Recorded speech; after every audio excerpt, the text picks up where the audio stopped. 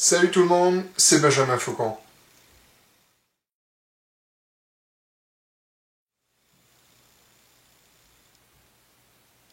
Salut, c'est Harrison Faucon, et je t'emmène dans une de mes nouvelles aventures.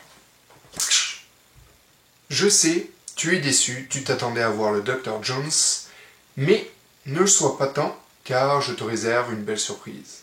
En effet, aujourd'hui, je te parle d'archéologie et de voyage.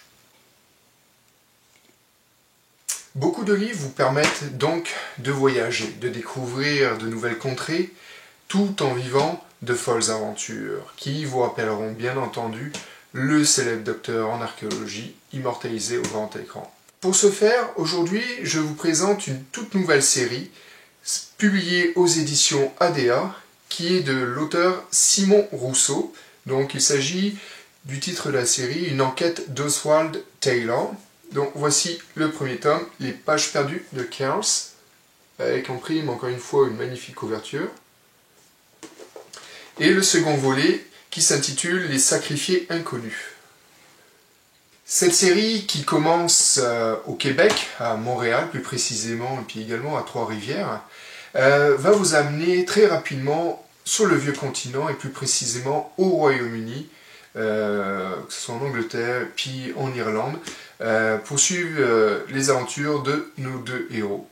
Alors la série de Simon Rousseau, Une enquête d'Oswald Taylor, vous propose de vous plonger dans un complot des plus intéressants. En fait, 5 éminents spécialistes, autant en archéologie qu'en sciences humaines, en sciences religieuses, disparaissent et au même instant, un artefact très précieux est dérobé au Musée national de Dublin.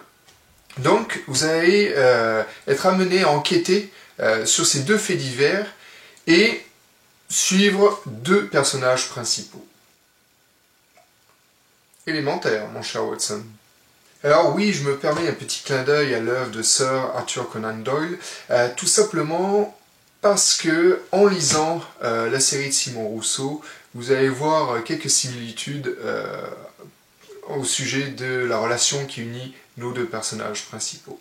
Alors, nous avons d'un côté Pierre Lemire, qui est criminologue et professeur d'université à Montréal, un individu un petit peu grisâtre, qui est le narrateur de l'histoire en fait, et qui se retrouve à devoir collaborer avec Oswald Taylor, un Britannique aussi mystérieux que fantasque.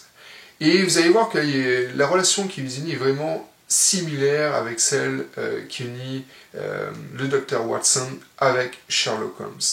Alors, ces deux personnages que tout oppose à première vue vont être amenés à s'apprécier dans un premier temps et également à enquêter en équipe sur la disparition de ces 5 professeurs-là, en sachant que nos deux héros sont intimement liés à certains d'entre eux, l'un étant l'ami d'un professeur disparu et l'autre le neveu. Donc si vous êtes amateur de romans à suspense, d'enquête, également un petit peu d'humour et surtout de voyage, je vous invite fortement à lire cette série, donc la série de Simon Rousseau.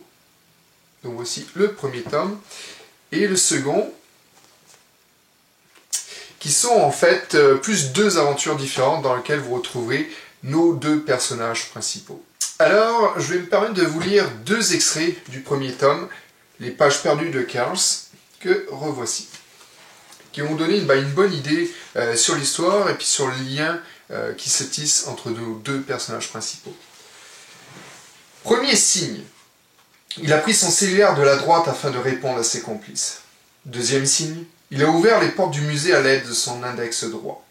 Malheureusement, il a par la suite désactivé le système d'alarme de son index gauche et a écrit son SMS des 2 mains. J'avais besoin d'une preuve plus concrète. Je l'ai obtenue lorsque Daniel a zoomé l'image sur les bras de Jonathan. Sur le dessus de sa main gauche, quelque chose était inscrit à l'aide d'un stylo. Le tout était trop flou pour que je puisse lire le gribouillage, mais assez clair pour que je m'assure qu'il ne s'agissait pas d'un tatouage. Jonathan avait pris des notes sur sa main gauche. Il les avait donc écrites de la droite. Chapeau, vraiment chapeau. Jamais je n'aurais porté attention aux mains de l'ex-détenu lors du visionnement. Je m'étais contenté de son écran de téléphone, espérant soutirer un quelconque renseignement sur son interlocuteur. Maintenant, c'est clair, Jonathan O'Brien ne pouvait pas s'être tué. Je suis impressionné, Oswald, le félicitai-je. Vous m'avez convaincu de A à Z. Je vous avais bien mentionné que les détails faisaient toute la différence. Il sourcilla en regardant au-dessus de mon épaule nos plats arrivés. Nous entamâmes notre succulent repas en silence, perdus dans nos réflexions. Je me rendis compte qu'une donnée importante nous manquait pour éclaircir le malheureux événement de cette nuit. Et maintenant, le second extrait.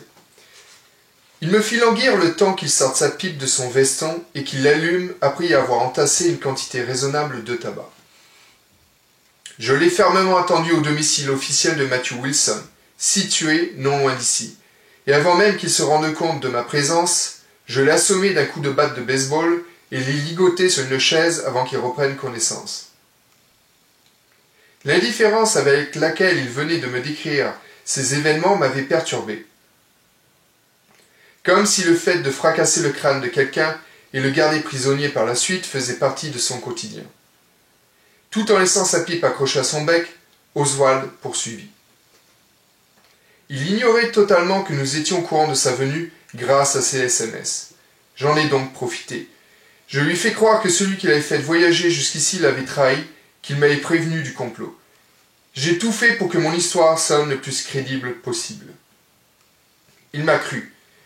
Je lui ai offert de le libérer et ne lui ai posé aucune question spécifique sur l'identité de ses acolytes ou de leur motivation, si en échange il me conduisait d'abord à mon oncle, votre collègue et compagnie.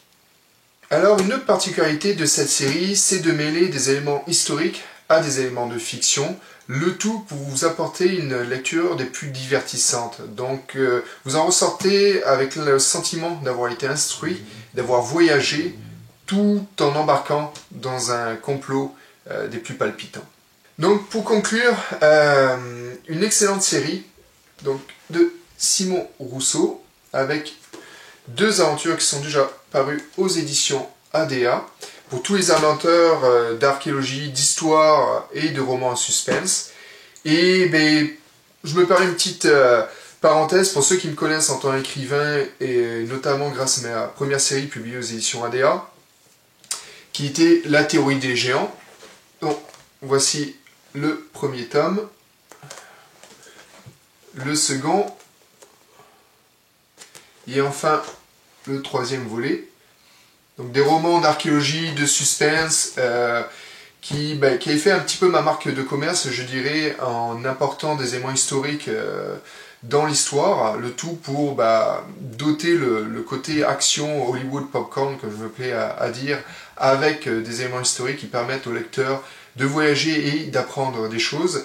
Donc pour tous les gens qui m'ont lu, je vous recommande vivement la série de Simon Rousseau, car vous retrouverez un peu le même type d'écriture, je dirais, avec cette volonté de vous divertir, tout en vous instruisant. Donc vraiment, si vous cherchez des livres pour voyager, je vous recommande fortement la série de Simon Rousseau, que je remonte une dernière fois.